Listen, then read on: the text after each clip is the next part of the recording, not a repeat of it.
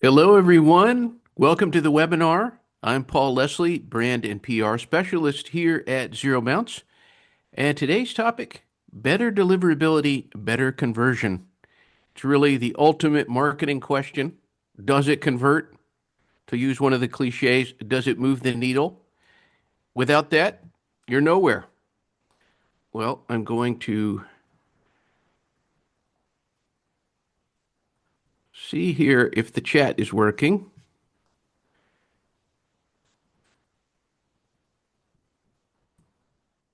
Garrett, the controls are not working.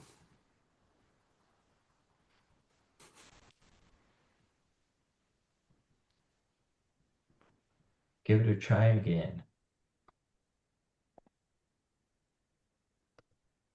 Right.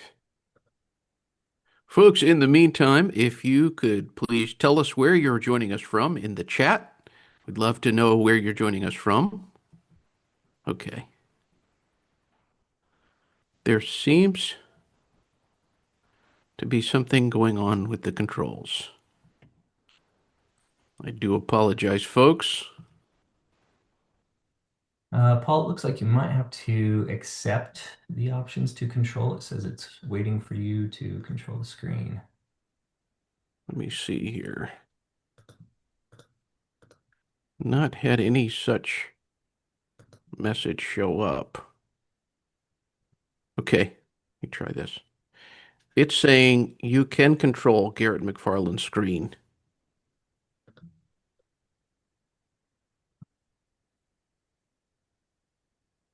Okay, not a problem. I can control it if you just want to tell me next. I can go through it. You're a good man, Garrett. Okay. Well, folks, thank you so much for bearing with us here. Garrett, if you could go on to the next slide there. I'm going to begin to introduce our speakers. You're going to be hearing from Austin Helm, BDE at ZeroBounce.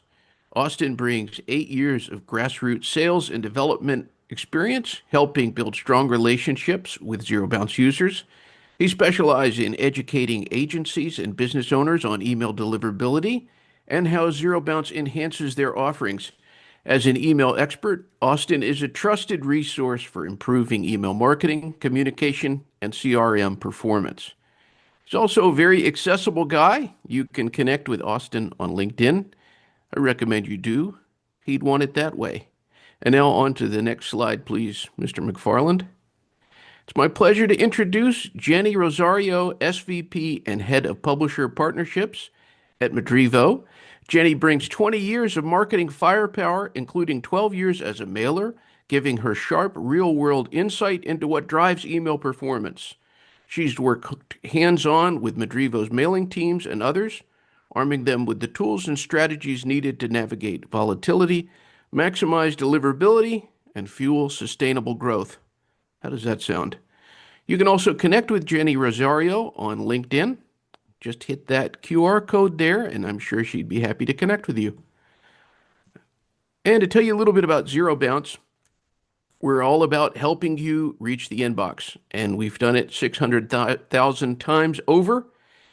Everything from mom and pops to Coca-Cola, all about reaching the inbox, a variety of tools from email validation to blacklist checkers, inbox placement tests, an email finder, and more. Some of you out there are no doubt ZeroBounce users. We thank you for that.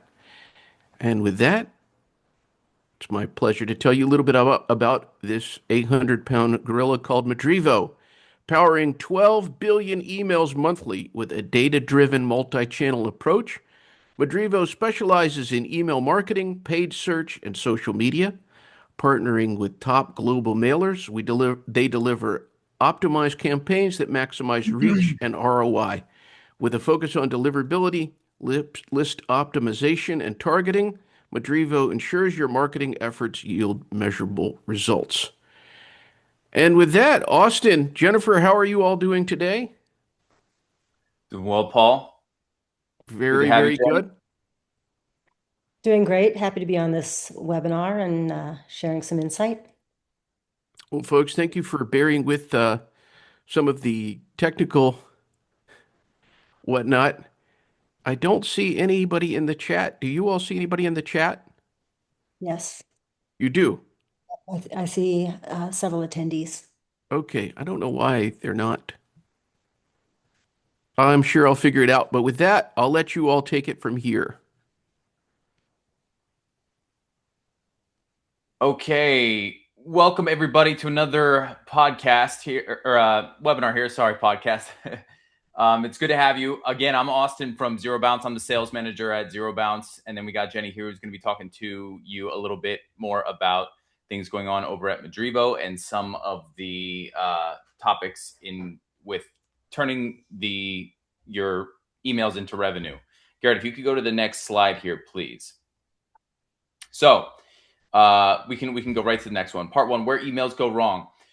So you're going to be hearing the term funnel today, and funnel can mean a million different things. It can be referring to a bunch of different things when you hear the word funnel. But what we're going to be focused on specifically is the funnel from the point that you get a contact to the point it actually converts through the process of sending an email. So there's a couple different steps in here. And Garrett, if you could go to the next slide. There's a couple different steps in here where the funnel can leak. And as the sales manager, I am constantly dealing with leaks and trying to avoid leaks. My job I should have the title of like sales plumber instead of sales manager, because you're constantly trying to plug the leaks and avoid things from getting out of the funnel and staying in the funnel. And so the key component, the very fundamental component of the funnel, is just the data that you have and making sure that that data is actually valid.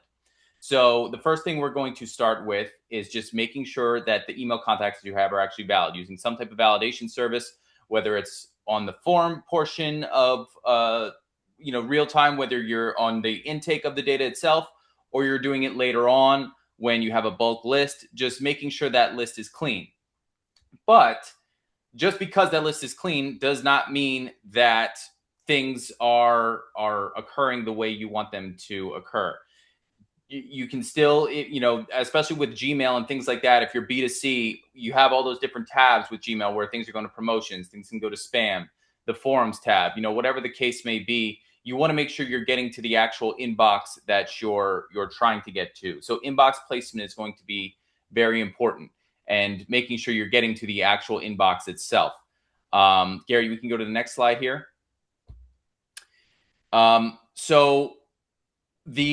There's a couple different things that can happen from the list validation to the inbox placement portion. Jenny's going to speak more about the engagement and the post-click experience and the conversion, but we're going to focus mainly here on list validation and inbox placement, just making sure you get to where you actually want to be before these other things become important. So with the list validation, there's a couple things that can happen. If you don't validate the data, obviously you can get bounces, you can damage your sender's reputation. Everybody who's seen my webinars before knows my favorite analogy with email. It's the snowball analogy, where your email is either good things are happening or bad things are happening. You always want to be pushing the snowball in the right direction, because the good is going to get better and the bad is going to get worse. So you just want to make sure that you're staying on top of your list maintenance, and that you're not letting any of the bad data or any of the bad things continue to occur, so that your sender's reputation doesn't get damaged. And then in addition, after that's done, after you know that you have good data, making sure that you're getting to running things like inbox placement tests, understanding where your emails are actually landing when you're sending them into what inbox, and doing making the necessary adjustments so that the emails are getting to where the inbox that you actually want the emails to land in. Paul, next slide. So from problem to inbox, fixing deliverability, we can go right into the next one here. Garrett, thank you. So fixing deliverability starts with your data. We talked a little bit about this. Data is the nucleus of this whole thing. It's something that you have to be very conscious of as you're growing your business and building your book, because it's so easy for things to get out of control while you just have your head down and you're churning through different customers. So making sure that the data that you're getting, it's best, in my opinion, to set up a system that deals with the problem right away, so that as you're feeding data to your reps or yourself or whoever's going to be handling the data and sending the emails, they know they can trust that the data is actually going to be good, because going back and dealing with that later on when you're expecting things to happen, or you're getting bounces and doing damage, and then you gotta wait a little bit to start doing things again, it can cause a bunch of issues. So that's the first thing you want to take care of. Next slide here, Garrett. So what the best deliverability looks like, what we're actually looking for to happen here is, number one, we get good data. Okay, we got a good email address. Now we craft a message. We know we're going to send it. We've checked it out. Everything looks good. And we send it off. And the email actually lands in the inbox of the person that we're trying to send to. It's as basic and simple as that. So if you have good data and you're landing in the inbox where they're actually looking at their mails, I mean, all of you listening out there, you can ask yourselves, how often do you go and check the promotions tab? How often do you go and check spam? How often do you check these other tabs where emails could potentially land? It's not often, so it's much, much easier to convert if you're getting the mail to the place that it needs to get to. Go ahead and next one here, Garrett. So beyond the cleaning aspect of it, like I was talking about earlier, after we've cleaned our list, another thing that you can do to determine where your emails are going is run inbox placement tests.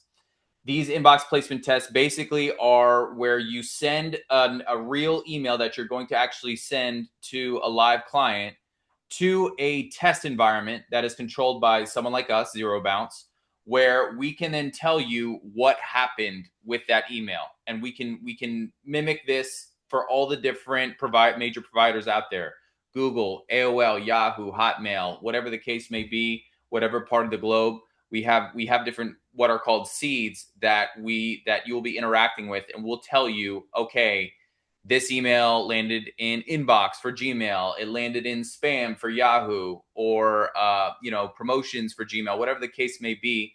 You'll get a good idea of what's happening with your emails prior to actually doing the live send, so that you know if there's anything that you need to adjust before you do the live send, so that you are landing in the inbox.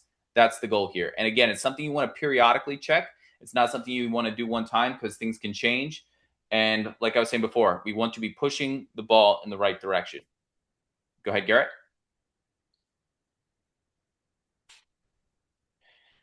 So out of those two basic things, what are the things that are going to cause problems while you're moving through this part of the funnel? Well, the easy one is just sending to bad data. We know this. We've talked about this a bunch of times on these webinars. Sending to bad data is the worst thing that you can do, and it's going to cause the most damage the most quickly. So making sure that the list that you have are validated and you understand what type of status you're dealing with. We want to be sure that we're dealing with valid emails. Things like catch-alls and other types of things that can appear to be valid might sneak in there, and we want to make sure we're careful with those. And then also just assuming that the emails are getting delivered to the inbox without knowing. Some of the things that you'll be looking to monitor will be like your click rates and your opens and things like that. That will give you a good idea. Like, okay, if I'm getting everything is being delivered, but I'm not getting good engagement, something is wrong here. There's something else I have to look into. And then just constantly keeping up with the maintenance of everything, checking the monitors with the about your sender's reputation, understanding how that's affecting what could be potentially happening with your emails. There's a bunch of different signals and things that you're looking for to make sure that there's no issues taking place or interfering with the emails that you're sending out. Next, Garrett. And so when it is working, when everything's humming and everything's working nice and smoothly, everything's a nice, well-oiled machine, everything's going to be going to inbox. You're not going to be getting bounces. Your click rates are going to be higher. Your reply rates are going to be higher. And then ultimately the revenue is going to be higher. So you want to see as many of the emails that you send out convert into purchases as possible. That is how you know things are ultimately going good. Now, obviously, there's more things that factor into that: the quality of your product, the messaging, things of that nature.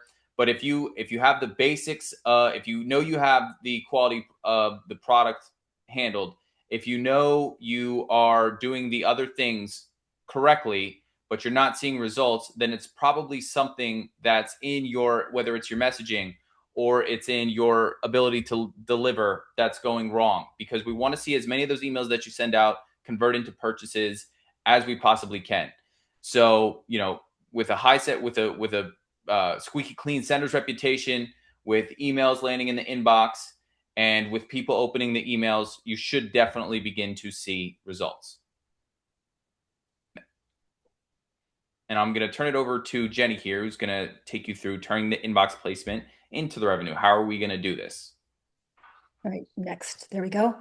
First off, I actually wanted to start off by focusing on what Austin was discussing.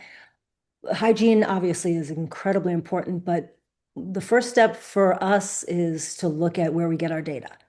There are so many data providers out there that offer data at cheap prices, great percentages, rev share, but it's so important to trust who your data providers are.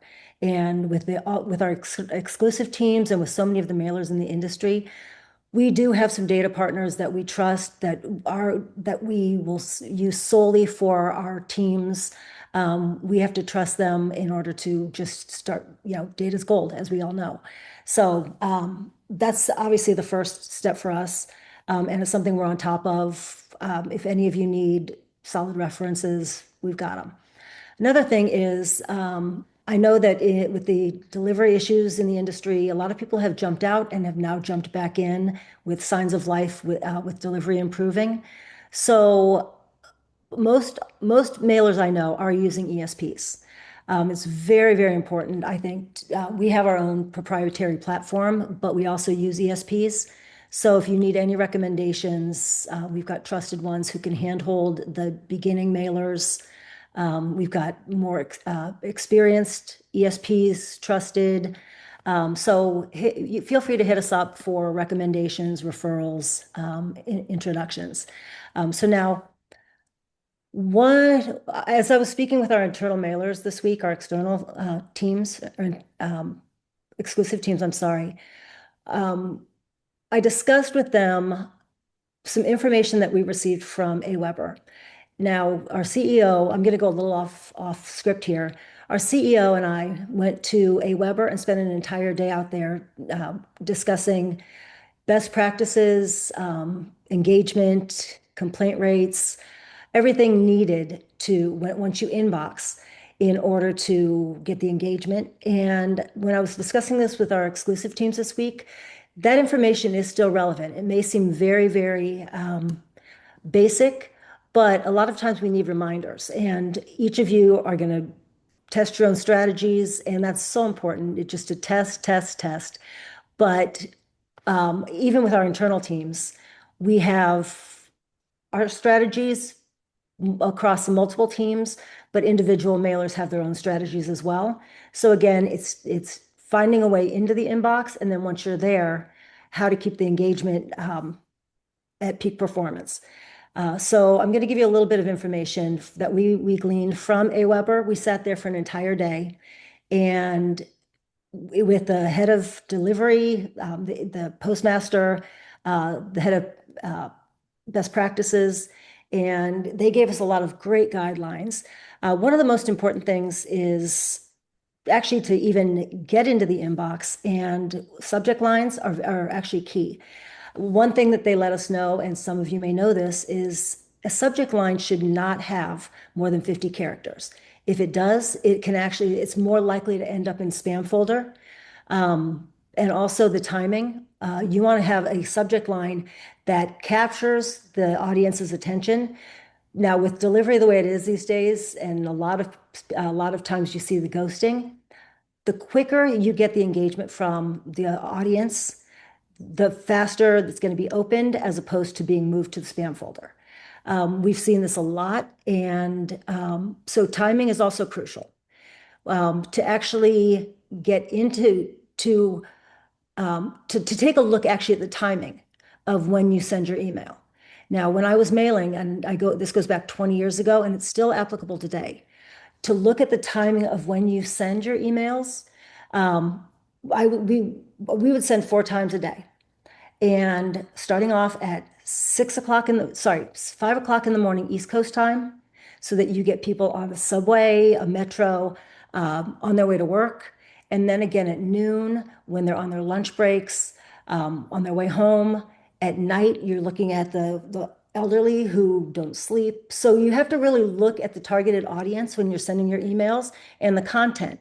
And then also, one of the things we looked at and still do is we've got teams that will only send, you don't want to saturate your data. So if an offer looks great, it's so tempting to send it the next day, the next day, the next day.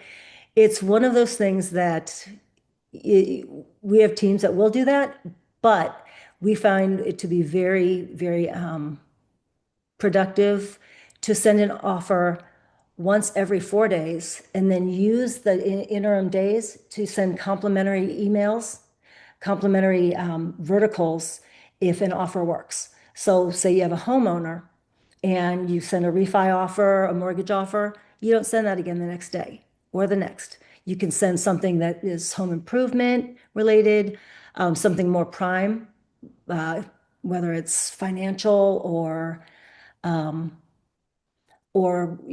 gold, something homeowner related, something that's going to capture the same audience, but not saturate their data and have them not engaged.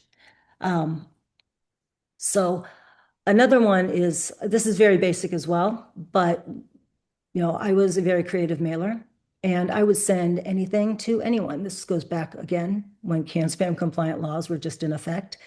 But we do have teams that will send, you have to test your data.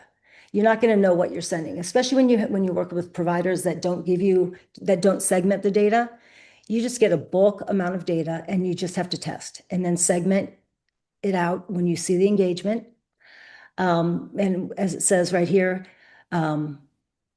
the targeting, once you segment that data to whether it's prime, subprime, yeah, be very intentional in the offers that you send. Again, very basic, but it's crucial in keeping the engagement, keeping your complaint rates low.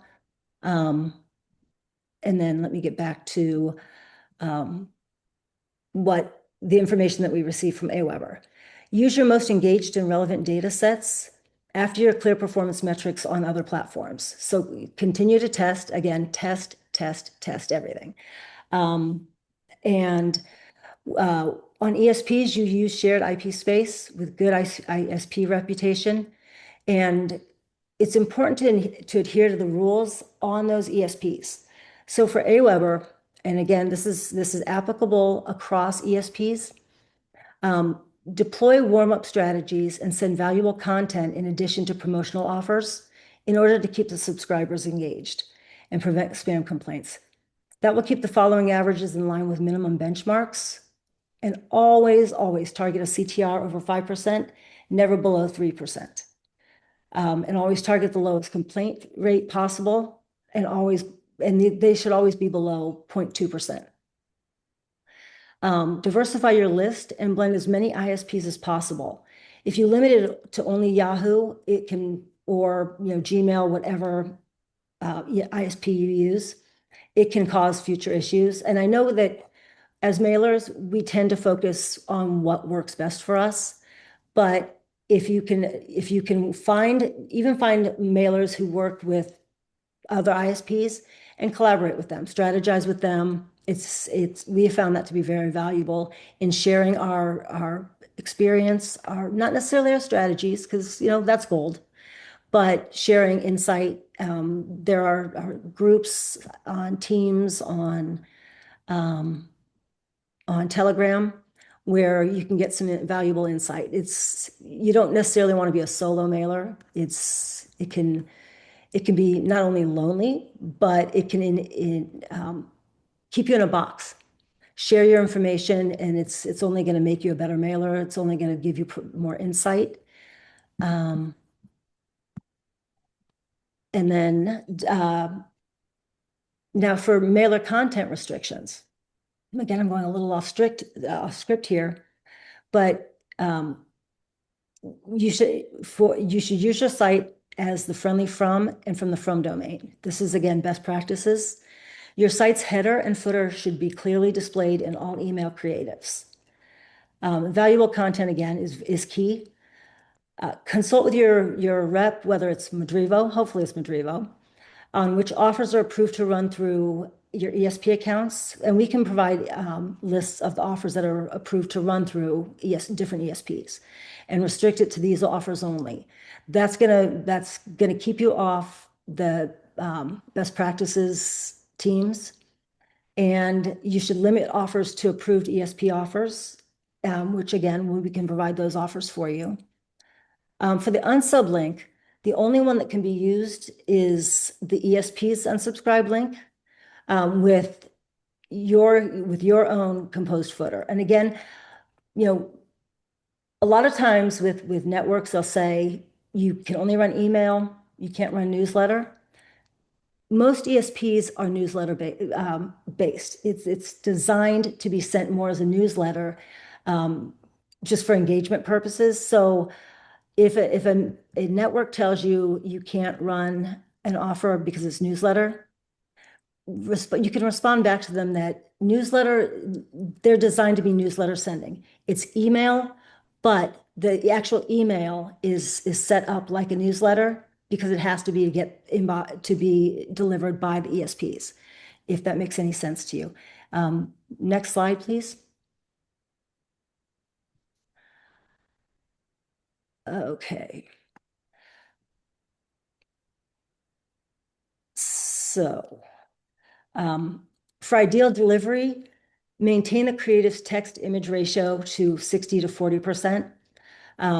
Text to image. That's something that we actually didn't know until, you may know this, but we didn't know until we actually got this from the ESPs, that the heavier your creative is, the less it's going to be harder to inbox. So if you look at Gmail, those creatives are text only. Most of them are text only for the purpose of inboxing. Now, if you look at a Liberty Mutual asset creative, it's almost entirely image. And while it's a great offer, you're going to be more likely to inbox if you keep that proportion, that ratio of 60% text to image. That was something that we use for our own creatives, for custom creatives. You can play with it a little bit, but it actually is optimum for inboxing. So if you are running any of our offers, we do have many custom creatives that our teams provide. You can use stock assets, and I know a lot of you actually make your own creatives, so it'd be interesting to see if you do that yourselves. I'd love to get feedback on that, or if it's something that we can help you with. We have mailers that even if they're running solely cables, Yahoo, they create their own custom assets based on this type of ratio and some of this feedback. Let me see. Okay. And then personalization. When you're ready to run an offer, what we find is a lot of times our mailers want to use a personalization. Some networks don't allow that. Advertisers don't allow that. But if you can get them to do that, it really is a very important part of engagement. So and again, most of you probably do that, but it is something that we find to be help with the open rates.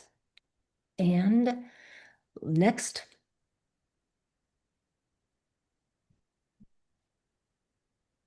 Okay, so we're actually going to move past this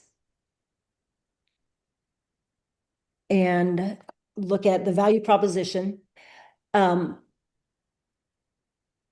So your emails, when you're looking at the subject from lines, assets, it's important to look at the value proposition, make it clear why they should take action. And that seems very basic, but we get so many offers into our inbox,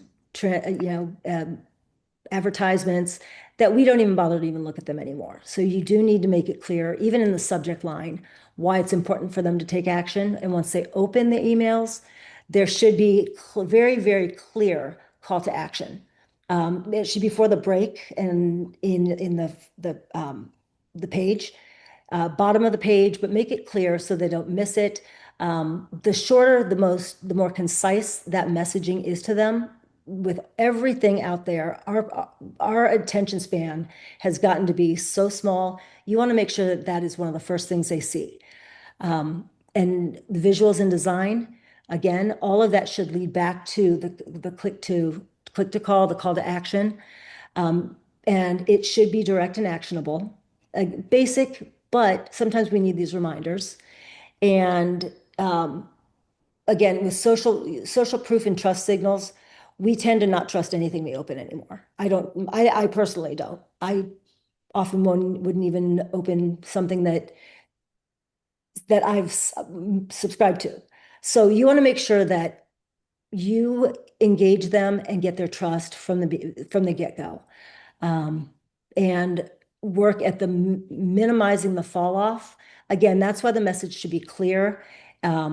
Image should be engaging. The message should be very clear so that they don't fall off. They want to click the click to call, or they will actually want to click on your CTA.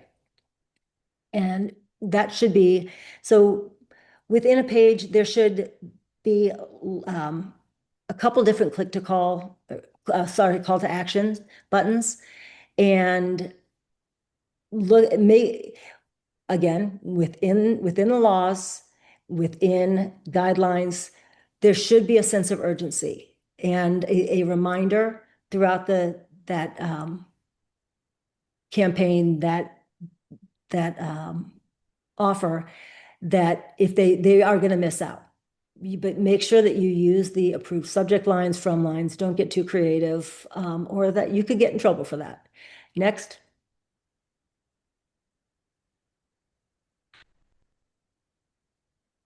Okay. So we're going to, let's see.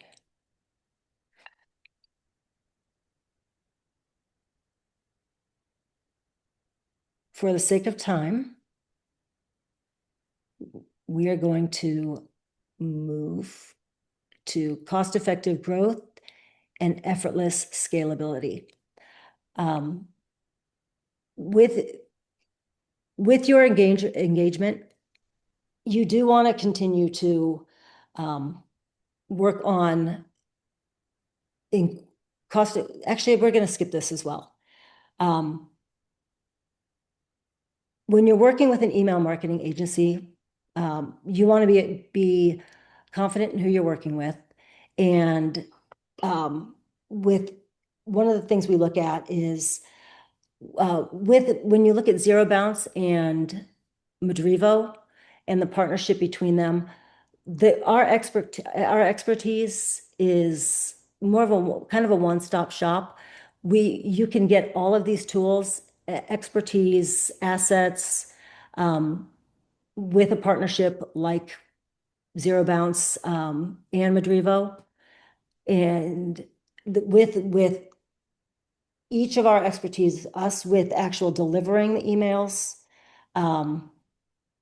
the billions that we do monthly, you can come to us for any kind of questions, suggestions, experience, and even to the point where we have done the actual schedules for our partners, looking at the different offers, looking at how you're going to get the most out of each email that you send, how you're going to reach a bigger, wider audience. And that's going to go down to your deliverability, the offers you choose, the partners you work with, the resources that you can get from these partners. And all of that combined can strengthen and actually will strengthen your overall marketing strategy. Next. So the top factors to consider when choosing an email marketing agency for growth. As you know, as mentioned, we have a lot of experience. We have multiple teams. Our company is based on email marketing. We have many, many teams. We're based out of Romania, and our teams have gone through the ups and downs in this market, from sending billions to not sending, basically not being able to inbox. As all of you've seen, those of you who've been in this industry for a long period of time, this is not something that is steady, that it's scalable, but you're also going to hit a wall. As an example, back in 2006 to 2009, I was doing about $554,000 a month in email on Yahoo and AOL. In August of 2009, I drove $554,000 in revenue. The next month, I made $838. We hit a wall that hard. Our teams have hit walls that hard, as many of you, actually all of you have, if you've gone through the last couple of years. People have left the industry. But when you work with a company, whichever company it is, and you look at ZeroBounce, you look at Madrivo, we have a proven track record of experience with large brands like Liberty Mutual. Ethos is one that has grown steadily with us. And our focus is and always will be success in driving long-term customer value. It's not an industry where we can churn or focus on churn. It's longevity in an industry that is so inconsistent. The ebbs and flows are brutal. I've never seen an industry that has had the highs that we have or the lows that we have. So you want to look at sustainable partners, sustainable brands, and look at the long-term value of our clients and your clients.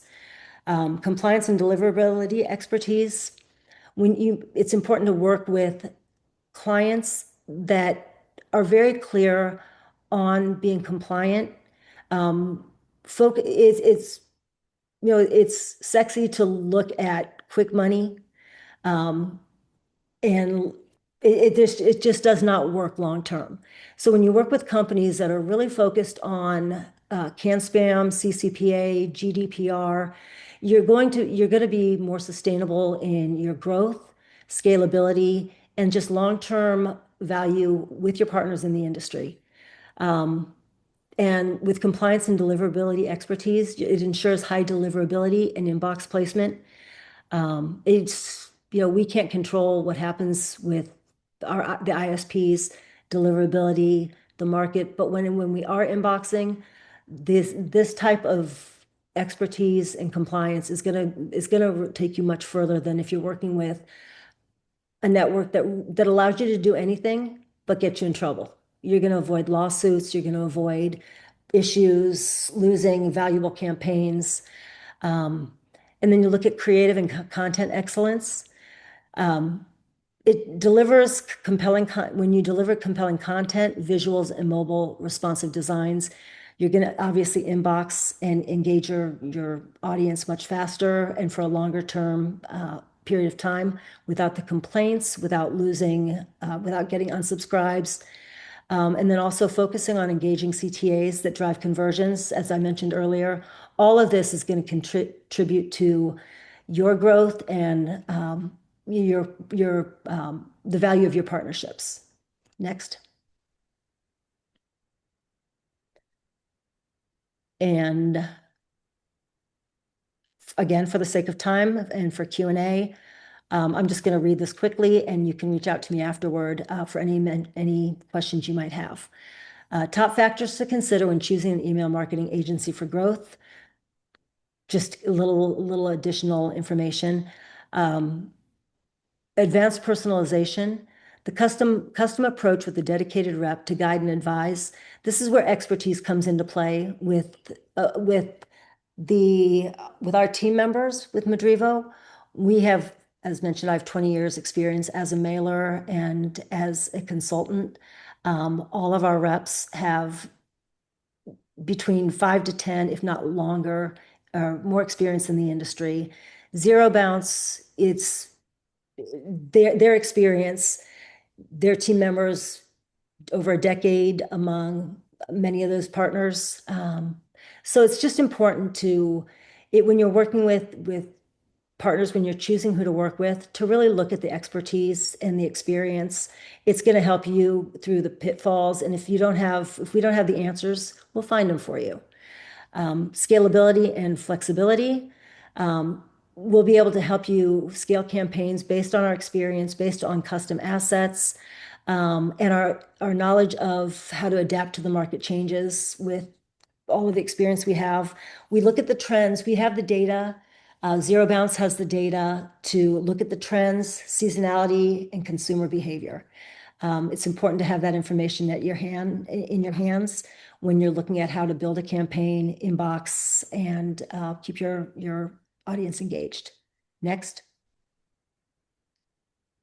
All right, here's a very, very quick look at one of our big partners. And it's just before they started working with Madrivo, their ROAs stuck at 1.0, and they were struggling to hit the target of 1.5. They had inconsistent lead quality and compliance issues from previous agencies, and there was a lack of transparency and difficulty scaling responsibility. With the expertise of our team, after we're starting to work with Madrivo, their ROIs improved from 1.0 to over 2.0, consistently exceeding their targets. Verified leads led to higher quality and better compliance, and multiple six-figure revenue months while maintaining targeted ROIs.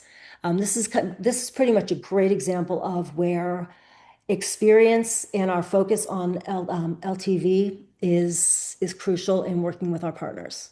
Next.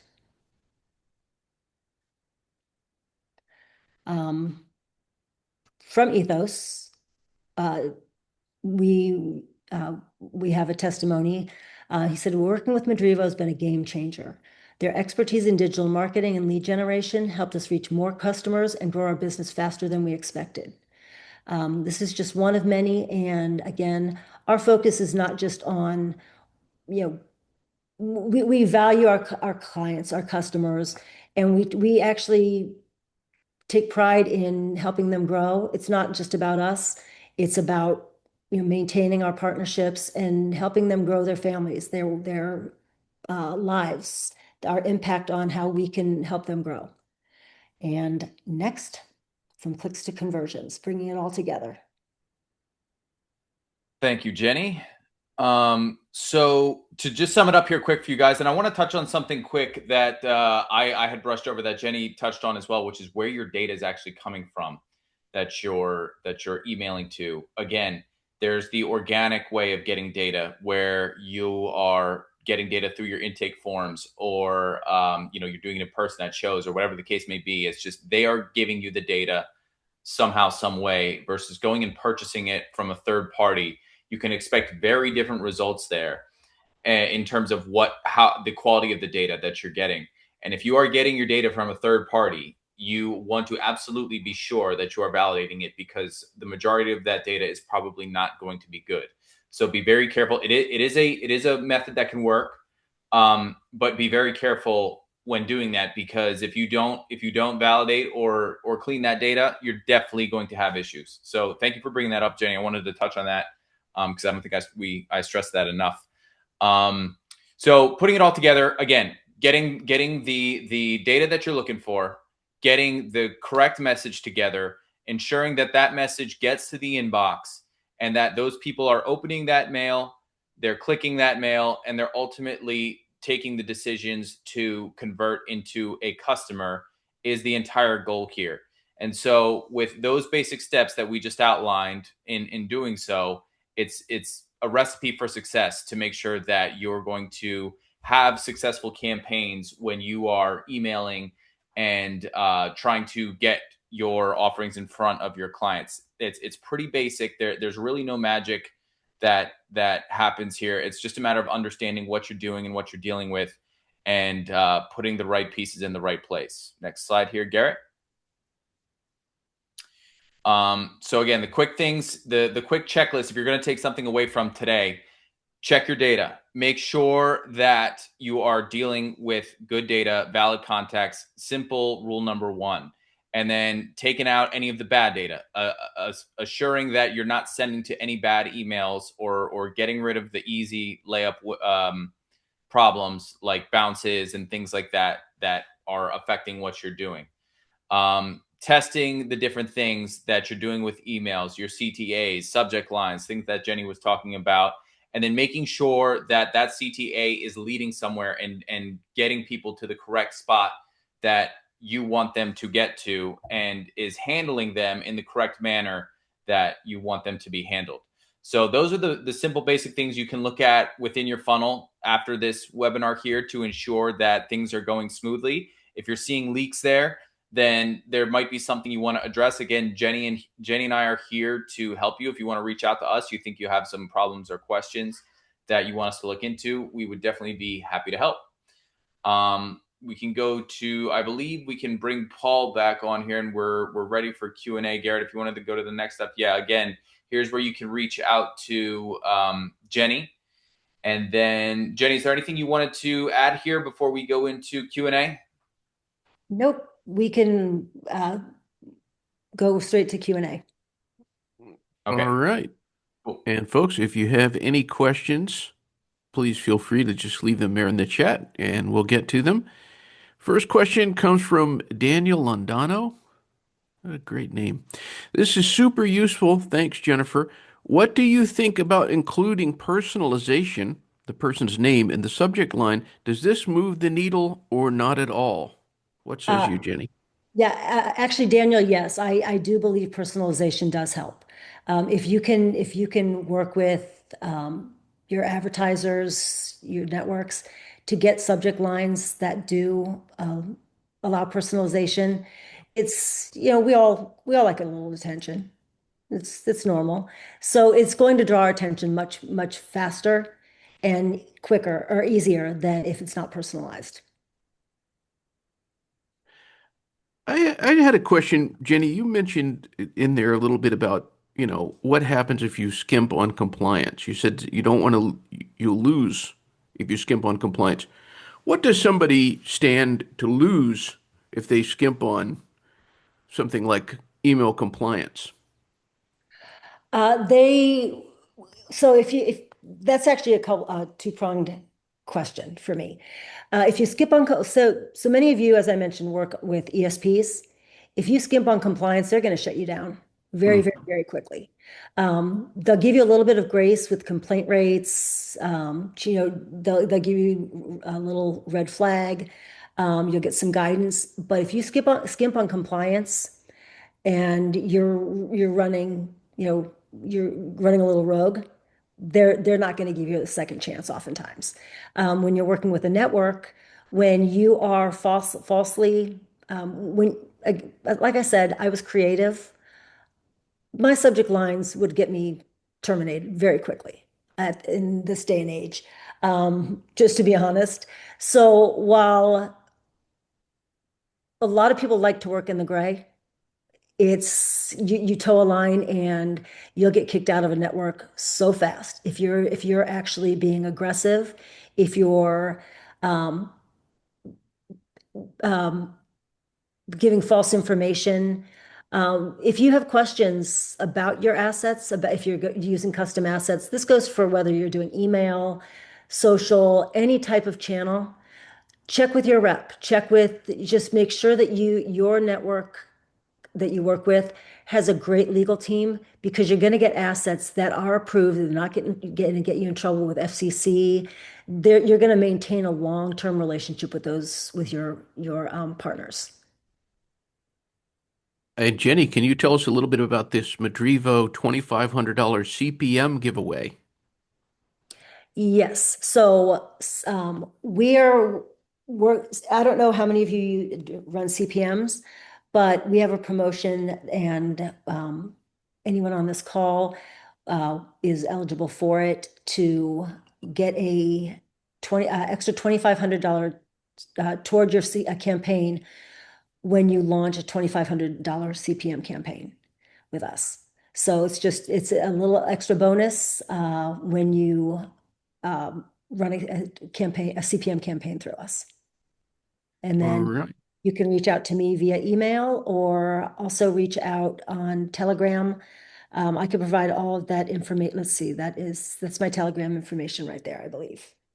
Garrett, can you confirm that? Or is that my LinkedIn? So that it goes straight to your Telegram. Okay, Oh, perfect. Yep. The That's it. one at That's the it. beginning is to your LinkedIn account. So, Gotcha. Okay. yeah. Oh yeah, that's right. Okay. So that's actually the easiest way to reach me. And also one thing I wanted to mention is if any of you would like that information that we received from AWeber, I have an email that I can send to you. And if you want an example of any of the schedules that I did for the internal teams, I used to do them for all the internal teams every Sunday night for every day of the week, whether it was 13 campaigns they were sending, half to cables, Yahoo. I'm happy to send an example of those schedules. It might give you a little insight into the strategy and how we focused on optimizing inboxing and engagement. all right. So the email is jennifer.rosario@madrivo.com.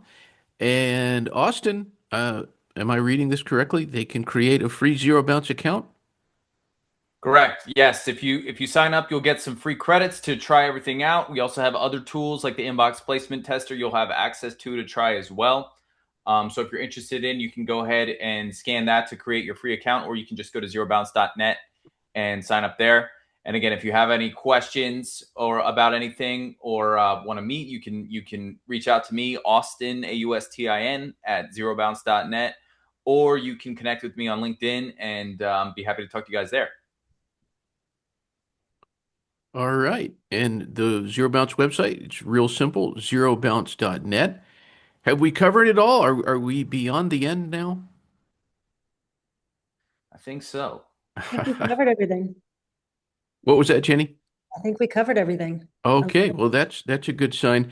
I think about this frequently. There was an older gentleman who told me one time, he said, there is no such thing as a flawless Zoom call. No such thing. I've never forgotten that. And I think about it every time I log into Zoom.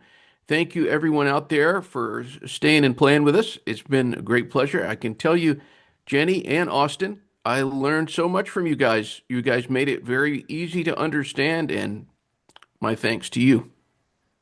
Thank you. Thank you, Appreciate Paul. you Thank you, Jenny. facilitating Thank you, this. Garrett. Thank All you, guys. right. And thank you, everyone, for joining us. Until next time. Take care.